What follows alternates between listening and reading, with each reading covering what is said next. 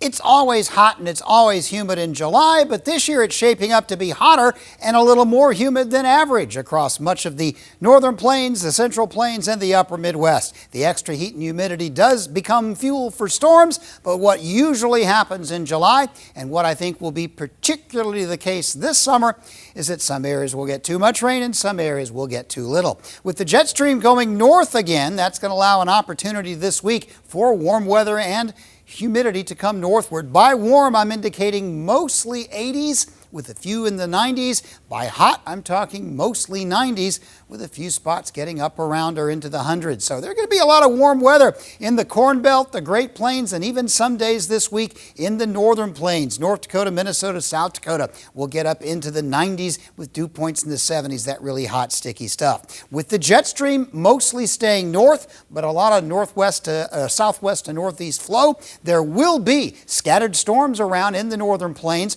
They'll mostly be small clusters, some of them producing heavy, intense outbursts of rain, and a lot of this activity will be at night. The Corn Belt areas will get passed over for the most part with less or fewer areas of rain there. The second week, July 8th through 14th, the heat may relax a little, but it's still going to remain warm and mostly warmer than average, and the storms will continue, particularly with proximity to the jet stream, and not as much in the Corn Belt, but plenty across the northern plains. So what does this do to the overall crop situation? Well, there are dry areas in the northern plains and wet areas, and it'll still be like that 2 weeks from now. Southern plains are beginning to see improvement of the drought. This may get worse again over the next couple of weeks.